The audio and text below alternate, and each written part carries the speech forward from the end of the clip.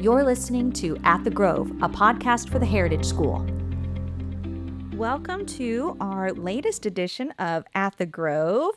Today we are diving into the world of physics, engineering, and teamwork as we talk about building a soapbox car for the Coweta Grand Prix Derby that is coming up on April 19th. This is the first year that we as a school will be involved in the Grand Prix. So we're really excited to participate. Our physics students and physics teacher have been involved in creating a soapbox car for this derby. It's going to be an awesome day. We've got one of our students who will be driving the car. We've been doing a raffle to decide who this driver will be. So stick around until the end of the episode because we're going to have the big announcement of who will be our driver for April 19th. Very, very exciting. But I am excited to jump in and learn some things about science, learn some things about physics, and hear how this whole process went to get us to race day. Today we have one of our faculty in the studio and also two of our amazing seniors here. We've got Mr. Alden Marchman, Robby Knight, and Ethan Simmons. Welcome. Thanks for joining today. Thanks for having us. So let's start with some introductions for people who may not know who you are. Can you tell us how long you've been at Heritage and talk about what interests you the most about science and engineering? Hey, I'm Alden Marchman. I am an upper school science and math teacher, and I've been at Heritage. I guess I came to Heritage as a kindergartner back a long time ago and graduated here in 2004. And then I returned to teach in 2015 and have been here teaching in the upper school. Actually, my first year teaching was middle school, but teaching the upper school since then, and I've really enjoyed my time. I'm Robby. I've been here since 6th grade, and I'm now a senior at the Heritage School. I've always been interested in math. It was just interesting to me at first because I was always so good at it, so it just came naturally. And now the physics aspect of it, I just love applying it to real world situations, which we're doing with the soapbox car, which really interests me, like how braking components and just everything works with it, like forces and heat and everything. I really enjoy that. I'm Ethan, and I'm a senior at Heritage, and I've been here since 1st grade. And I've always really loved math. I really like having formulas and rules for following things, very structured, and math fits that perfectly.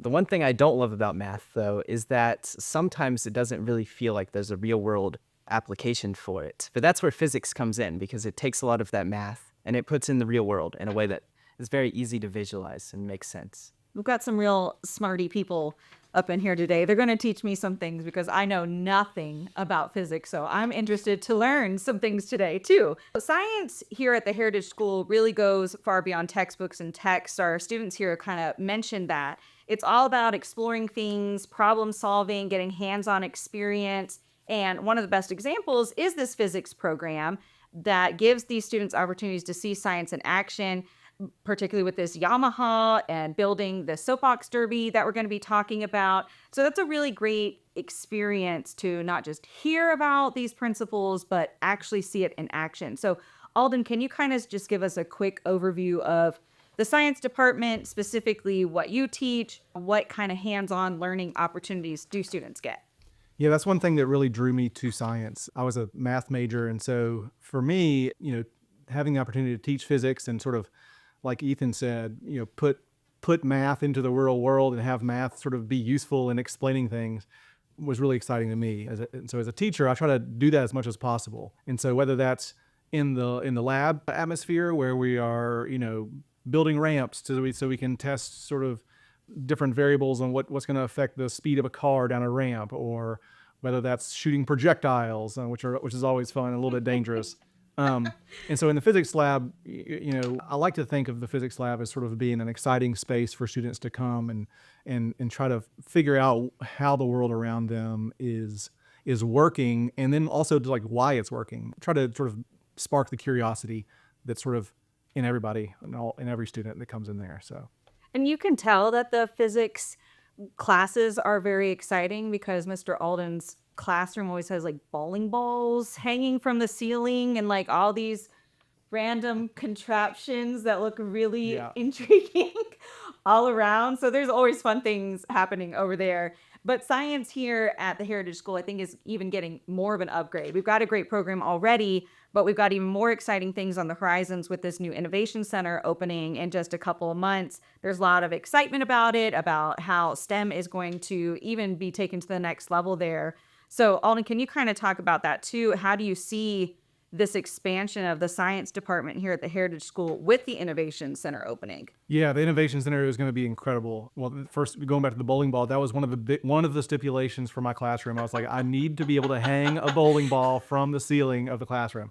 So I think they had to put in like a special beam, to make sure everything's going to be safe. But it's going to be this incredible building with sort of top of the line technology. We're going to have a robotics lab in there, a lower school science lab, obviously a physics lab and a new biology lab. So we're going to have all this really cool, new, innovative lab space.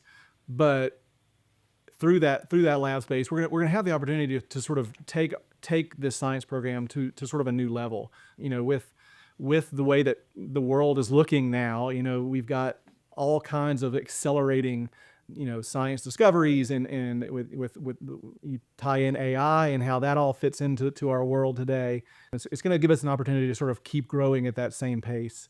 And then, we have all these plans for what the courtyard's going to look like and what the space around this new innovation center is going to look like as well. That I think is going to give the kids a really great opportunity to sort of see all these different ways that science is used in the real world, and that's sort of what we're gearing towards. Right, and our whole kind of goal here is at the Heritage School on a whole, is to make sure our students are prepared for that real world experience. So I appreciate what you said about you got to learn about AI. You've got to learn about all these advancing technologies, and I feel like our students are very prepared when they enter college and into their careers. And we have two of our students who are about to graduate and go into their next phase, Robby and Ethan here. Can you guys tell me a little bit about being students in the science program? What have you learned? How has it prepared for your future endeavors? I mean, in every science class that I've been in AP Environmental, AP Physics this year.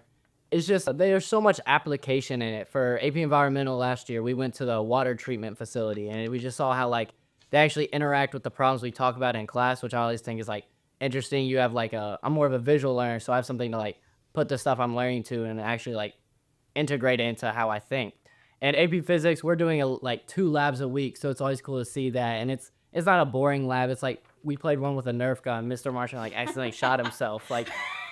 It's just funny things that are just keep me intrigued in science, because I used to not like science at all, but now that I'm doing all these things that are hands-on with it, it just makes me use it more in my life and think about it more, which is always I appreciate, and it's really nice. That's amazing. I think the best thing about the science program at Heritage is how you can learn by doing things. For example, a lot of times Mr. Marchman in my physics classes, he didn't teach us the formulas immediately. Instead, he gave us a setup, and we had to experiment, and from doing that, we could kind of come up with some of those formulas on our own. And then from there, he could go in and teach more. I think that helps a lot because it makes you more invested in the subject, and you kind of have the feeling that you're making some of these discoveries alongside some of the scientists from the past who came up with them. That's amazing. That's very cool. That makes science very, very exciting. Now I want to go back and take your class. All right, but one of these hands-on projects that the physics class has particularly been working on this semester is putting this soapbox car together and learning about how all of that mechanics work. So the project wasn't just about putting it together and participating in the soapbox derby. It was about, again, like the student said, using real physics and engineering in a hands-on way. So for those of us who are not scientists like myself, can you, Alden, walk us through just a brief general overview of what you guys were learning, the practices that were behind doing this? Yeah, absolutely. So I saw it when I was first approached about this sort of opportunity. I saw it as sort of this really cool way for us to combine everything that we sort of discuss, especially in my AP Physics class, which focuses on what us nerds like to call mechanics, which is sort of the study of motion. And so I saw it as an opportunity to sort of bring all this stuff together. And so basically, a soapbox car is always compare it to sort of like a Pinewood Derby, but for humans to ride in. And so it's a car that there's a human driver, and we put them on a big ramp and they go down the ramp. And so there's no motor, there are brakes, thankfully. But the goal is to sort of say, okay, what factors, how do we make this thing go as fast as it can go? And so in physics, we think about things like friction, and where does this energy come from, and what kind of energy transformations are occurring, and how can we make sure that we get the most speed out of this. And so in our classes, we learn about all these things. And so when we go into the design process or into the testing process, we can look at those same factors and say, okay, is it acting like we expect it to? Because what these guys will attest to is oftentimes in the classroom, things look really easy and simple. And then we realize we're missing some assumptions. And so in the real world, things get a little bit messier. And so it's fun to sort of have these, I guess, classroom talks and then go to the real world and realize that, oh, we're missing stuff and we need to make some changes. Absolutely. So you all got to go to Yamaha, right? And see how this was built. What was that experience like? I mean, it was cool. Obviously, my whole life, everybody told me you're good at math and science. So, like, engineering could always be a path for you. And it was cool to see an aspect of it, how the stuff we're learning in class, they still use the basic principles we used on our first day. Like, the most advanced engineers at this place are still using, like, the mass times gravity. It's just cool to see how they use, like, the formulas we learned on day one and how it's still applicable. Like, in some of our math classes, like, Miss Dorothy used to tell us that once you learn this, we're never going to use it again. There's not a lot of that in AP Physics. It's like once you learn something, this will always be used in almost every single class you take from now on. So it was cool to see that was actually true, and that I wasn't just learning this stuff just to get a good grade on a test. If I ever wanted to do something with it, I'd be able to in the future, because everything we use is used in the things they do over there too. Yeah, I agree. I think it was very interesting how a lot of these top engineers are doing is a lot of the stuff we're learning at Heritage. Of course, there are some places where they do some very complex things that would take years of college, but a lot of the things they're doing in principle are what we're doing as well. And I thought that was super interesting. Anybody can kind of answer this. Can you kind of walk us through that day of what you saw at Yamaha? What was going on? What was it like? I mean, when we first walked in, I'll say the second day, because the first day we were just in a meeting, a conference room. They're kind of explaining the basics of us. But the second time we went, we actually got to walk through their facility and everything. And the coolest part to me was, like, it's almost like a well-rounded machine. There's so many people that have gotten so good at one particular job that they can just run these assembly lines as quick as they can. And you don't have to be good at a ton of things. You just have to get your one thing down on pack. And they're just moving so smoothly throughout this whole process. And I always thought that was really cool. It was also cool to see the AI use of there, like all the machines they use and how, like, the assembly lines in there work. And it kind of just, like, showed me that everything is, you don't have to be great at everything when you are in this, like, AP Physics or in this engineering aspect of your life. You can just be good at one thing, and that's, like, could be the job for the rest of your life, which I thought, was pretty cool. Another interesting thing is how long the design process is and how intricate it is. Like, for example, on our first day at Yamaha, we spent the entire time looking at a brake lever. Not even the entire brake system itself, just the lever that you pull. And all of the math required to make a good brake lever took an entire meeting time to come up with. And it took a whole bunch of stuff we hadn't learned alongside some stuff we have learned. And it also took a ton of computer software, and it gave some insight into how long people spend coming up with these things, which we take for granted a lot of the time. Yeah, I don't know about you guys, but I got in my car to go home that day, and I started looking around the car thinking, like, man, this car must have taken so long to design. Like, I opened the door handle. I was like, I wonder how long that door handle took to design. It really makes you appreciate the science and the testing. That was the part that second day we met with sort of their testing group, and we had this soapbox car, and it had all these sensors hooked up to it. And he talked about how when they test one of their vehicles, they could have thousands upon thousands of these sensors that are all testing different things and they could run this car through a test track and gather just millions and millions and millions of data points. And that's part of that person's job is just to go through that data and try to make sense of it, right? And just like Robby said, it points out that all along that design process, we've got engineers who are specialized in different things. And so for me, I mean, I totally nerded out. I'm not sure about you guys, but I was like a kid in a candy shop over there. So you all were able to go in and see all these things happening and all these tests being run. What did you do to help with the design, or how did you personally interact with the car that we will be driving on Soapbox Day? So they did actually let us do some testing on their facility. So they hooked up all these sensors to the back of our car to trace like how fast we're going, how fast we're accelerating, and just almost the basics of how fast the car is moving and everything that's happening around the wheels and the brakes, how hard we pull the brakes. And I got the opportunity to actually sit in the car. So Nice. I sat in the car and I got to go down Yamaha's hill. You had to squeeze in there. Yeah. They kind of recommended you under 6 feet. Yeah, and so it was a little bit of a squeeze, but it was probably the most fun part for me. I got like a helmet and everything, so it was cool to actually be like almost a test dummy. And the stuff we talk about in class, how hard you pull the brake and you feel like the wheel's slipping, it doesn't fully grab the concrete. Mm-hmm. It was cool to see that in person, and I actually like knew what was happening on the element level of it, like why I was slipping and everything. So all the stuff we talk about in class and you think about in your head, like actually experiencing it firsthand and being able to think about the physics. Because if you're in your car, you're just like scared if you slip or something. Mm-hmm. But when you know it might happen, it's cool to think about the actual concepts that you've been studying for so long. Robby, were you the first one to get in the car and drive? I've been the only one to get in the car and drive. So we have good tests. What a test. Survival. Brave. Did you volunteer for this, or? Well, we had 2 kids in our class that were below 6 feet, but they didn't want to do it. So I was like, you know what? I'll just step up and do it. And I had a great time, so definitely no regrets. It was really, I mean, they took us sort of back in this testing facility, and we had to walk through sort of their top secret place, like where they keep all their unreleased vehicles. It was like a graveyard. So I was sitting there trying to take a video, and I was like, maybe I'll let you guys take the video. I don't want to take a picture of anything that he's gonna get me sued later or something. Yeah. They come chasing after you, like, sign this NDA. Yeah.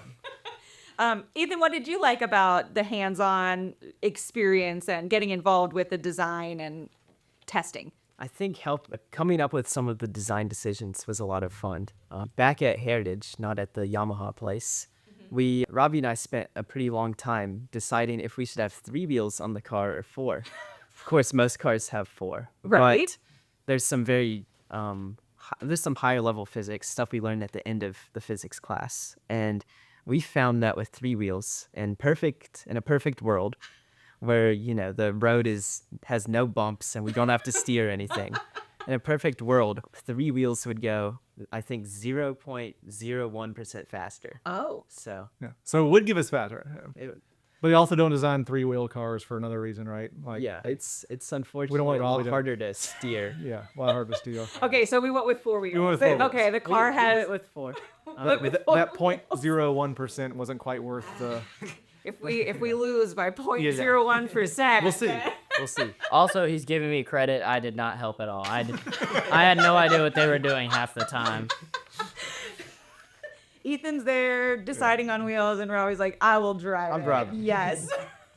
I am here to help. I love it. Yep. Well, let's kind of talk about prepping for the race day. So the car is on campus. I saw Alden and Miss Tina driving around in it. Yeah, she wanted to ride. So. Yeah, she was just riding around campus. Everybody's taking pictures of what is happening here. But the car is on campus, so this is not for a couple weeks. What are the next steps in preparing for the big race day?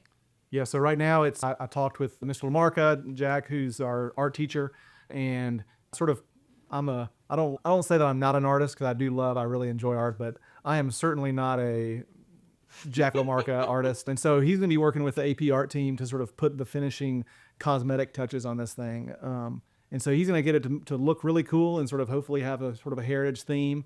We're probably going to make a couple adjustments and sort of, maybe figure out sort of some minor tweaks here and there to see if we can make it run smoother, or the big adjustments have already been made. But now I guess we make it look cool. That's the goal. Yeah. Also, maybe adding some weight to it because they have some Yep. weight requirements, but you want the most weight you can because more weight means you're going down the hill faster, there's obviously some physics behind it, but Yeah, there's some very interesting physics behind that, but the conclusion is that you want pretty much as much mass as you can in the back of the car, not in the front, because that Okay. if you do all the numbers, then it makes it slightly faster. Just like That's another great thing about physics is you can just say if you do all the numbers, and people are just like, okay, well you do the numbers, and well I can attest to that. You guys are like, just do the numbers. Like, yes, that sounds very smart. We're going to run the numbers. I trust you completely. That sounds great. Okay, so your role is kind of coming to an end then. You're just going to, any more tests or? I imagine we'll run a couple tests. Yeah. Maybe less for the science and more for just the fun. Find a good hill and run it. But Oh, yeah. Oh, yeah. yeah, the testing I think is probably coming to a close. Right. All right, great. Well, let's talk about race day itself. Who's going to be on the team? Who's the pit crew here? Yeah, so now. we're still trying to decide. We took 7 students, I believe, over to Yamaha, and so the race cruise is limited to having 4 or 5, I think, join us. So, or I guess 4 or 5 will get a T-shirt. So sorry guys, we'll have to figure out how we're going to do that. But I'm hoping to have as many people there as we can, just to sort of cheer on whoever's driving. Absolutely. And, kind of see our work in action. But Be there just in case something, a wheel falls that's off. true. Yeah, make hopefully no Right. last minute mechanical adjustments. Yeah, don't leave people just like me on the team. Yeah, We're yeah. like, I don't know. Good luck. Have a great time with that. And I guess this is a good question for Robby and Ethan. Even any predictions on how the car is going to perform? obviously confidence is the key to success. So I predict nothing less than first place from us. You have some of the best minds in all of high school working on this thing, so first place and anything else we are not satisfied with. Excellent. I think we're winning. I don't know about you guys, but I was sort of very pleasantly surprised by how fast it went when you were driving it. It felt very fast. Yeah? Just looking at it. Yeah. Okay. I think we got a good shot. All right. We're confident. We're confident. I feel good about it. Any advice? We don't know who the driver is yet. We're going to find out actually at the end of this podcast. But any advice for this driver? Keep in mind they're 8 to 12 years old. What should they do to make sure that they win this Keep thing? the car straight. We built it to perfection. Keep it straight, laser focus. Don't crash into the other cars. Yeah. Use those brake handles that took us years to design. Good advice. I guess we should probably have them test the brake handles Yeah. before they Definitely. before they get there. That's awesome. Well, we're really excited to see how this car does on Soapbox Day. I think it's going to be great. As Robby said, we've got the best minds here, so I think we're going to be winners. Yeah, absolutely. But before we kind of wrap up our discussion, there were a lot of people that were working on this. I know you said there's 7 in the AP Physics Yes. class. And we can give them a quick shout out. So who else joined you in this project? A shout out to my AP Physics class, Braden Whitford, Braden Ross, Xavier Green, and Sophie Petrova. Those are the key minds to this, and sad they couldn't make it here today. And then Gavin Miles was also on the team. Yeah. Fantastic. Solid team. And then also Solid team, yes. So Andy Schwab at Yamaha, he has a son here who's Oliver and who's at kindergarten. So he was sort of the one who approached me about it in the first place. And it was, I can't tell you how incredible of an experience it is. And Bob Brown, who's president over at Yamaha, sort of helped us out a lot too. So That's great. All right, and we're going to close things out on kind of a more fun question or fun note. This is for everybody to answer. If you could race any famous car from a movie, TV show, book, cartoon, doesn't matter. Which one would you choose and why? I got my answer. I'd have to go with the Mystery Machine from Scooby-Doo. ooh, I grew Good one. that's the most Robby answer. I grew up my whole life watching Scooby-Doo. Obviously, always been a great fan of the car, so I just has to be that one. I'd love to see that in a race. Yeah, right. All right, Ethan, what you got? I've always watched a lot of NASCAR, so I would race Kyle Busch's car. Kyle Busch has always been my favorite driver. When I was 3 years old, I dressed up as Kyle Busch for Halloween. That's awesome. There was one race where he placed really well while he was sponsored under Snickers Peanut Butter Squares. So I named my cat Snickers Peanut Butter Squares Simmons. Wow, So that's good. I mean, Kyle Busch has had a big impact on my life. I've been a huge fan of him. So I would love driving his car. Okay, awesome. And I'm just gonna go classic. I'm gonna go with Mater from Cars. I don't think he's like sentient. I don't think you I feel like I feel like He's I the can. tow truck, I feel like right? that's me. I feel like that's me. Okay, Yeah, I feel like. That's me. Yeah, I'm a hard worker. Okay, this would be I would pay to see that race. That sounds great. All right, well, thank you guys so much for being here and talking us through the science and all the prep work for this event. We've loved having you. Of course, thank you so much for having us. Before we close out this podcast, we have a very, very special announcement to make. It is time to finally reveal who will be the driver of the Heritage School Soapbox Derby car in the Coweta Grand Prix. Before we announce the winner, thank you to everybody who bought a raffle ticket. We had a lot of fun promoting this and having a drawing for who is going to be driving the car. And everyone who entered the raffle, all of the proceeds from that go to the Heritage Fund, which will be used for many, many upgrades and great projects for the upcoming school year. So we appreciate all of you supporting the school. But without further ado, your driver will be Mr. Edwin in 3rd grade. So hooray! Congratulations to Edwin. We are so excited to have you as our driver. We're going to be practicing with you on the campus beforehand. Make sure you know how to use those brakes. Make sure you know how to keep that car steady and straight. We'll have our AP Physics team and Mr. Marchman on hand to help the day of the race. And all of you, please come out and support us and the Coweta Community Foundation on that day in downtown Noonan, April 19th, Coweta Grand Prix. The event is put on by the Coweta Community Foundation. It's presented by Yamaha. It's a really fun community event, lots of excitement, lots of fun. So come on out, cheer on all the racers, especially our own Edwin, as he races for the Heritage School to become the Coweta Grand Prix champion. But if you want to learn more about the event, you can go to Coweta Foundation's website and look up the Coweta Grand Prix. We can't wait to see you there.